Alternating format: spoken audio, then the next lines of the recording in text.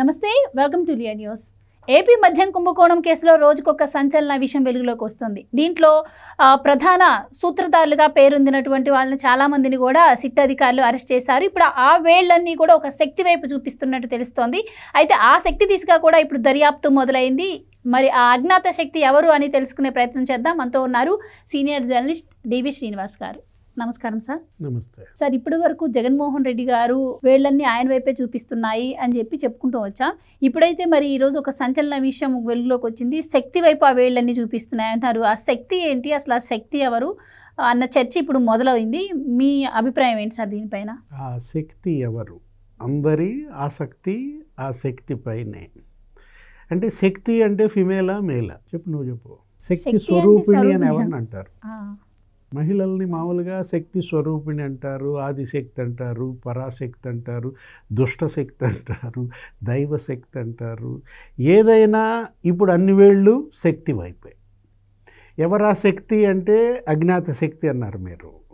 ఇప్పుడు ఈ అజ్ఞాత శక్తి నిగ్గు తేల్చేలాగా సిట్ దర్యాప్తు, అసలు ఈడీ కూడా ఎంటర్ అయింది. ఇప్పుడు అరెస్ట్ అయిన వాళ్ళు 7 ఏమో ఉన్నట్టున్నారు. దాంట్లో A1 కసిరెడ్డి రాజు దగ్గర నుంచి ఆ చాణక్య, లేకపోతే ఆ దిలీప్, అభిషేక్ రెడ్డి, లేకపోతే వీళ్ళు ముగ్గురు ఎవరు?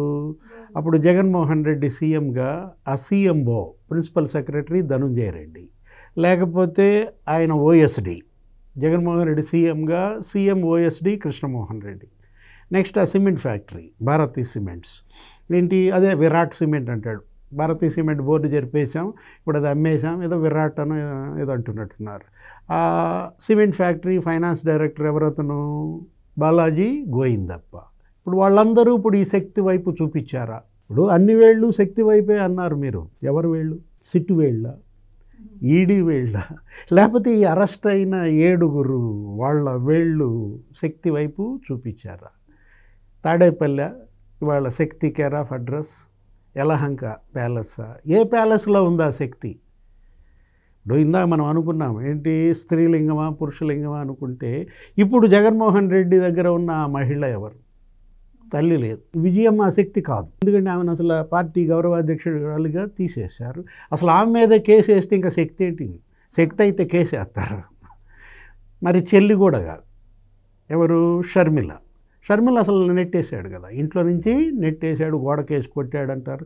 లేకపోతే అసలు ఆ పిల్లల ఆస్తులు, షర్మిల ఆస్తులే కదా ఇప్పుడు వాళ్ళ వివాదం, వాళ్ళ ఆస్తులు లాక్కున్నాడని కదా. ఇప్పుడు విజయమ్మ అదే కదా ఆ కేసు NCLTలో. అంటే తల్లి శక్తి కాదు, చెల్లి శక్తి కాదు, పిల్లలు హర్ష వర్ష ఆ అమాయక శక్తులే ప్రస్తుతాన్ని వరకు. వాళ్ళు ఎక్కడో లండన్లో చదువుకుంటున్నారో లేకపోతే ఉద్యోగాలు చేసుకుంటున్నారు. మరి ఇప్పుడు ఎందుకు ఎవరి శక్తి అంటావు? ఇప్పుడు ఇంట్లో ఉన్న శక్తి భారతీ మేడమా? అసలు ఎందుకు ఇదంతా ఒకసారి బయట పెట్టేయచ్చుగా అంటావు నువ్వు. ఇప్పుడు భారతీ మేడం ఇవాళ అజ్ఞాత శక్తిగా, రాజ్యాంగేతర శక్తిగా పరిపాలన చేసింది జగన్మోహన్ రెడ్డా, భారతీ మేడమా? ఇప్పుడు ధనంజయ రెడ్డి రిపోర్ట్ చేసేది జగన్ గారికా లేకపోతే భారతీ గారికా? ఎందుకంటే వీళ్ళు ఏం చేశారు, తిరకాసు, అసలు మామూలు కాసు కాదు ఏది అది, అరకాసు, తిరకాసు, మరకాసు. ఇప్పుడు ఏంటి, అసలు వాళ్ళు సీఎం తెచ్చి ఇంట్లో పెట్టుకున్నారు. చీఫ్ మినిస్టర్ ఆఫీసే మా ఇంట్లో పెట్టుకున్నారు అనమాట. ఇక ఈయన అసలు సెక్రటేరియట్కి వెళ్ళాల్సిన పని లేదు. ఎప్పుడో క్యాబినెట్ భేటీ పెట్టినప్పుడు 3 నెలలకు ఒకసారి అతి కష్టంగా వలలు కట్టుకుని ఇక మొత్తం బందోబస్తులు వెళ్ళి వచ్చేవాడు. ఇంట్లో నుంచి బయటకు వచ్చేవాడు కాదు కదా. మరి జగన్ ఇంట్లోనే ఇవన్నీ జరిగాయి. కిడ్నాపులు ఆ ఇంట్లో నుంచే, సెటిల్మెంట్లు ఆ ఇంట్లో నుంచే, లేకపోతే ఆ పాయింట్ బ్లాంక్ రివాల్వర్ అది చూపించి బెదిరించి సజ్జలు పోర్టులు రాంచుకోవటం ఆ ఇంట్లో నుంచే. అంటే మొత్తం అంతా ప్యాలెస్లోనే జరిగింది. అంటే ఇప్పుడు ఇక్కడ బంగారం శక్తి అనగానే నీకు గుర్తొచ్చేదేంటి? బంగారం. ఇప్పుడు దేవత విగ్రహం శక్తి స్వరూపిణి కదా. మరి నగలు చేయించుతావా చేయించువా? బంగారంతో నగలు. ఇప్పుడు మరి అసలు ఈ కేసులో లిక్కర్ స్కామ్లో నువ్వు 1000 కోట్ల బంగారం ఒక బాలాజీ గోయిందప్పే కొన్నాడు అన్నారు. నీకు ఫస్ట్ ఛార్జ్షీట్లో 29 మంది నిందితులు ఉన్నారు కదా. ఆ 29 మంది నిందితుల్లో మనుషులు, వ్యక్తులు 10, 12 ఉంటారు. ఓ 13 డొల్ల కంపెనీలు ఉన్నాయి, అన్నీ మహారాష్ట్ర బేస్డ్, అన్నీ ముంబై బేస్డ్, ఏదో ఒకటి ఢిల్లీ బేస్డ్, ఒకటి బెంగళూరు బేస్డ్గా ఉన్న షెల్ కంపెనీస్, ఒక 4 జ్యువెలరీస్ ఉన్నాయి. అంటే బంగారం అక్కడ కొన్నారా, గోల్డ్ అక్కడ కొన్నారా? అసలు నీకు వాడు అతనెవరు, వాసుదేవరెడ్డి, బేవరేజెస్ కార్పొరేషన్ ఎండి, అతని కారులో రసీదులు కనపడ్డాయి. అప్పుడు బంగారం కొన్న రసీదులు ఉన్నాయి కదా. అంటే అసలు నీకు తెలుసు పద్మావతి జ్యువెలరీస్, పద్మావతి బాగుందా అంటావు. మహేష్ ఫ్యాన్వా నువ్వు? అంటే ఇప్పుడు పద్మావతి జ్యువెలరీస్ నుంచే నీకు 105 కోట్ల బంగారం కొన్నారు. 196 కోట్ల బంగారం ఒక్క మ్యాన్షన్ హౌస్. అంటే ఒక బ్రాండ్ నుంచి నువ్వు 200 కోట్ల బంగారం లంచంగా తీసుకున్నావంటే ఎన్ని బ్రాండ్లు మొత్తం? ఈ బ్రాందీ, విస్కీ, బీరు, ఇవన్నీ ఎన్ని బ్రాండ్లు? దగ్గర దగ్గర నీకు 25 బ్రాండ్లు వేసుకో, అంటే 25 రోళ్ళు, 5,000 కోట్ల బంగారం మనకు కనపడుతుంది. నీకు బంగారం అనగానే నీకు ఇంకొకటి గుర్తొస్తాడు, పిచ్చోడు. బంగారం పిచ్చోడు ఎవరు? గాలి జనార్దన్ రెడ్డి. అసలు బంగారంతో కుర్చీ చేయించుకున్నాడంట, సింహాసనం. అసలు ఆయన కృష్ణదేవరాయలు అనుకునేవాడంట, వేషం కూడా వేసుకునేవాడంట రాత్రిపూట. అంటే ఆయన బంగారం పళ్ళెంలో కానీ తినడని, ఆయన నోట్లో పెట్టుకునే స్పూన్ బంగారం అని, ఆయన పీల్చే హుక్క బంగారం అని, ఆయన మరి ఆ కమోడ్ కూడా బంగారం అని. అంటే అసలు వాళ్ళ అఫిడవిట్లో గాలి జనార్దన్ రెడ్డి ఆయన భార్య అరుణ ఇచ్చిన అఫిడవిట్లో నీకు 84 కోట్ల బంగారం ఏమో చూపించారు. అంటే పోటీ చేసేటప్పుడు ఎలక్షన్ కమిషన్కి అఫిడవిట్ ఇస్తాం, వాళ్ళు మధ్య కేసు కూడా వేశారు. ఏమని? బంగారం తుప్పు పట్టుది మాది బాగా ఇచ్చేది. అంటే బంగారానికి వీళ్ళకి ఉన్న ఆ లింక్ గురించి చెప్తున్నా, అటాచ్మెంట్ గురించి చెప్తున్నా, వ్యామోహం గురించి చెప్తున్నా. అతను తన దోపిడీ సొమ్ములో వాటా దేవుడికి కూడా ఇచ్చాడు. అయితే సార్, ఇప్పుడు ఆ శక్తి అనేది దృష్టిలో పెట్టుకునేనా మొన్న రాజకేశ్ రెడ్డి ఆ బిగ్ బాస్ ఎవరో చెప్పిన రోజే నాకు ఆఖరి రోజు అవుతుంది అని అనడం ఎలా చూడొచ్చు? అంటే ముందు ఆ శక్తి గురించి చెప్పని, బెంగళూరు శక్తి గురించి. అక్కడ ఒక శక్తి మహిళ, ఇక్కడ తెలంగాణలో ఒక శక్తి మహిళ. ఏది? ఆ ఢిల్లీ లిక్కర్ స్కామ్. అరెస్ట్ అయింది ఎవరు? కేసీఆర్ కూతురు కవిత.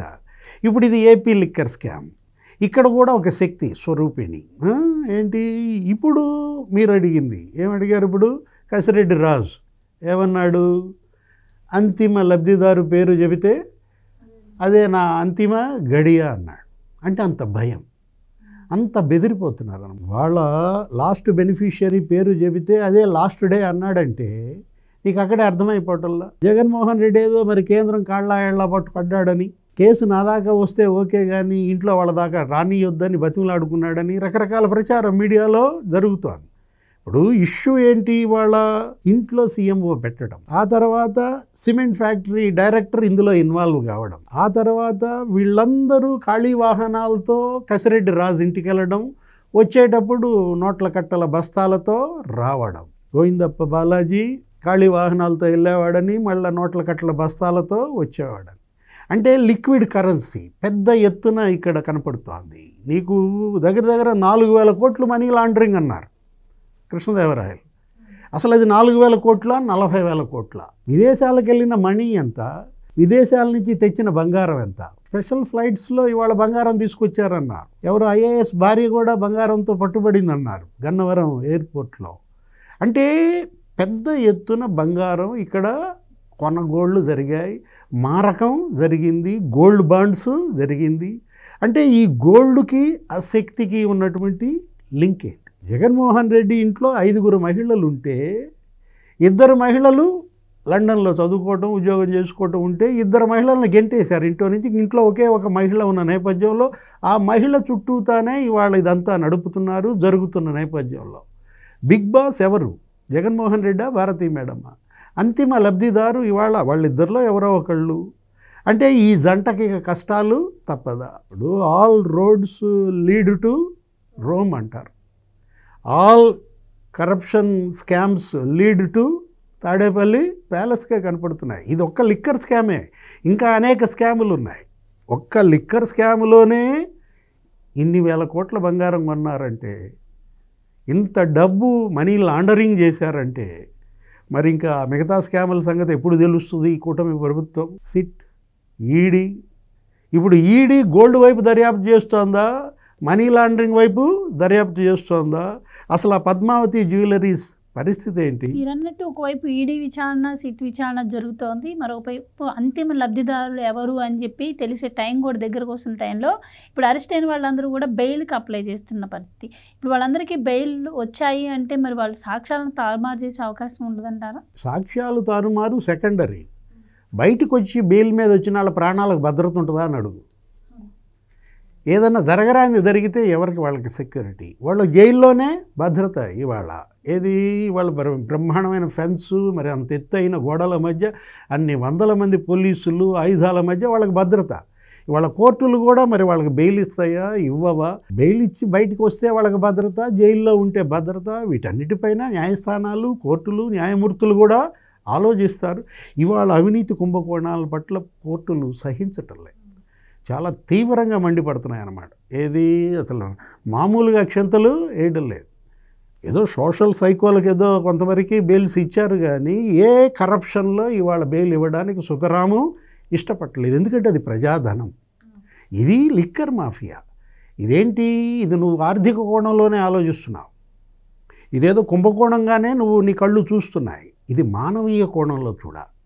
ఇందులో 30,000 మంది చనిపోయారంటున్నారు. 1,00,000 మంది ఆరోగ్యం దెబ్బతింది అంటున్నారు. 42% కిడ్నీలు దెబ్బతిన్నాయి, 52% లివర్ దెబ్బతింది అంటున్నారు. అంటే వీళ్ళు అమ్మింది మద్యం కాదు, విషం అమ్మారు. వీళ్ళే డిస్టిలరీలు కబ్జా చేశారు. ఇప్పుడు 12% ముడుపులు ఇచ్చామని చెప్పి ఎవరు చెప్పారు? డిస్టిలరీల యజమానులు చెప్తున్నారు.